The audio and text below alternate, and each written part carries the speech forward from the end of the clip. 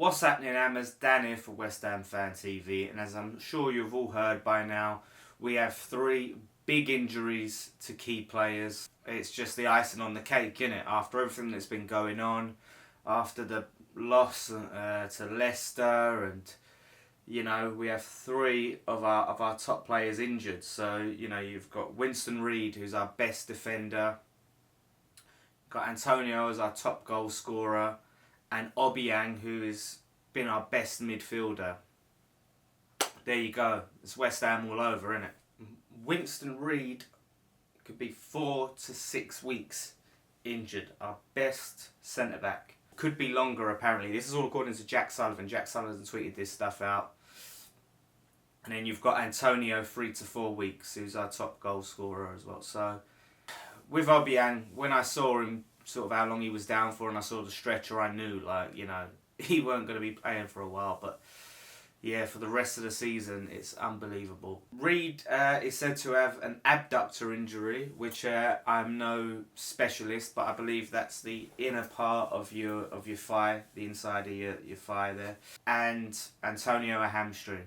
And the thing that makes me laugh about this, right, is because there's been all this talk about our training being too easy and too relaxed and all of that that's come out.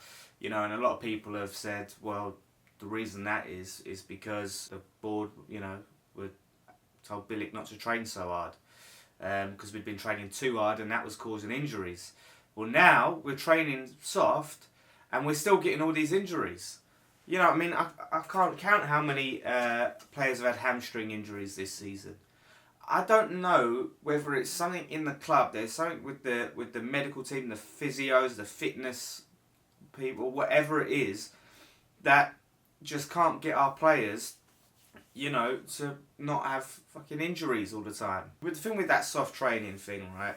I mean, to me, and a lot of people around me, were even saying this, the players do not look fit.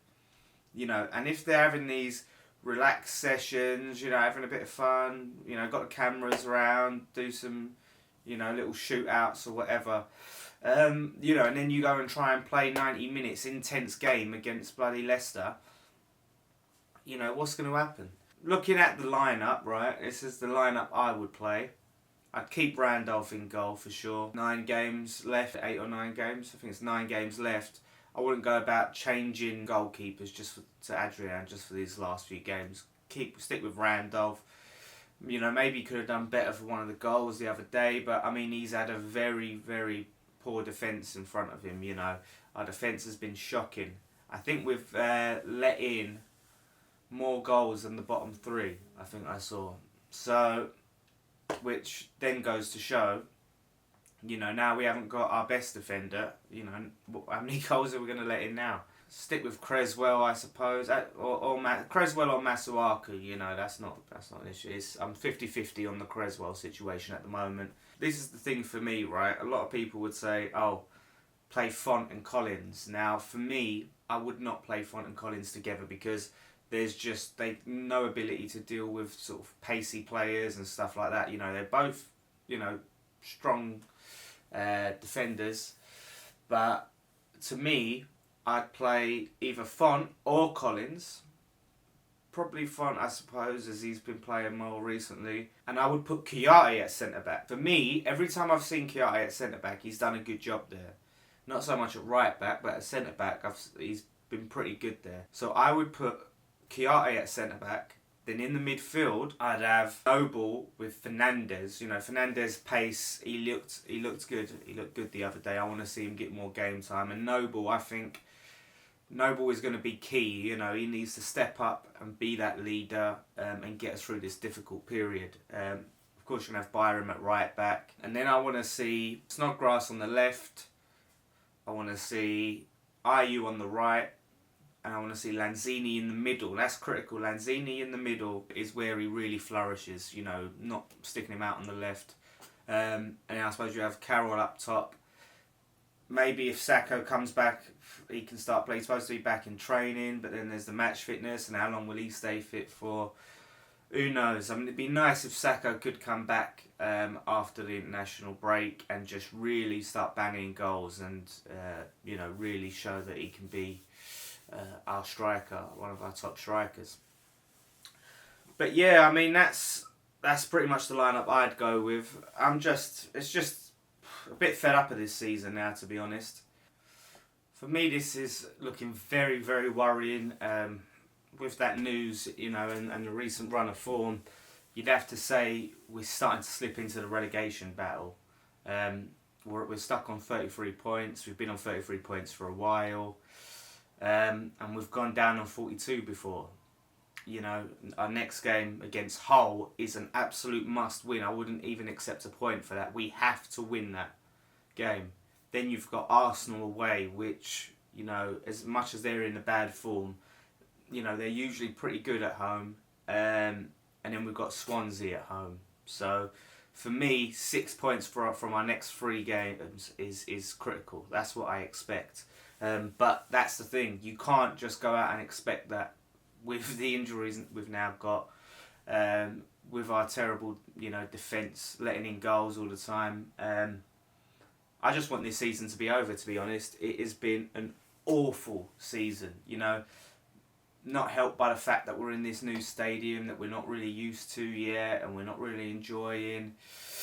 It's just been awful. So May can't come quick enough. Get that last game out, and the summer is so critical now. It is vital. We need to go out and really make some serious signings and spend big money. I've been saying this for the past few weeks. We need to be looking to spend about 100 million. David Sullivan's a billionaire, as we keep hearing, and also we've made, I think, 100 million more this year compared to last year by being in the stadium. That's just some of the stuff I saw. Whether those figures are accurate or not, that you can't deny that we have made a lot more money this year. There's money there to be spent. We need to clear out all the crap and go and buy quality and give youth a chance. I might do a whole video about the youth and my feelings on that. But that's the thing. If we didn't have all our youth players loaned out, I'd love to have seen Reece Burke come in centre back. I'd love to see Reece Oxford get a chance there. I'd love to see Josh Cullen come in the midfield with Mark Noble. That would have been great to see. At least if we haven't got anything to look forward to for the rest of the season, we can get to see these young talented players develop. But we don't give youth a chance anymore, do we? So we just loan them all out. So that's it. So let me know your thoughts in the comments below. What team would you play? What formation would you play? And do you think there is a chance that we could get relegated? It's also interesting, again, Jack Sullivan tweeting out the news as he's tweets out everything to do with West Ham, our transfer signings, now our injuries. And I've got nothing against Jack Sullivan. I'm sure he's a nice kid and that. But it's just, I don't know any other club where the chairman's son tweets out all the announcements going on, all the key things, all the transfer stuff, injuries, all the other developments. What other club does that? It's a bit embarrassing, to be honest. It makes us look a bit amateurish. It's a bit laughable that you have this kid who's 15, 16, and he's the one delivering all this critical news to the West Ham fans. We need to start operating in a more professional way, no announcing, how much we've got to spend, no revealing all our targets, who we're looking to get and all of that, no putting all this news through your bloody sons, let the kids just go out and be kids. I don't need to announce stuff on Twitter. Let them go and do whatever it is kids do, tweet about Stormzy or whatever it is they do these days, Let them go and do that, but just keep all the West Ham announcements and news to the West Ham Twitter and Facebook pages, right? And the websites, all of that. Right, let's start tightening things up and moving more professional. So at least have a bit of, a bit of dignity, right? If we ain't going to have the results on the pitch, we've got all these injury problems, we've got all this other stuff going on, let's try and have a bit of dignity about us, alright? That's rant over on that. even though it's a national break, we've got loads of videos coming up still, throughout the week. Even though we ain't got post-match pints and previews and FIFAs and all of that stuff, you'll still see content coming up over the next few weeks in the build-up until we got our next game. So look out for all of that. Let's see what happens. The whole game is critical. We've got 2 bloody weeks to wait for that. So, hopefully we get the 3 points we desperately need. Let's see what happens with this injury situation and see if we can cope. And there's one thing left to say. Come on, you Irons.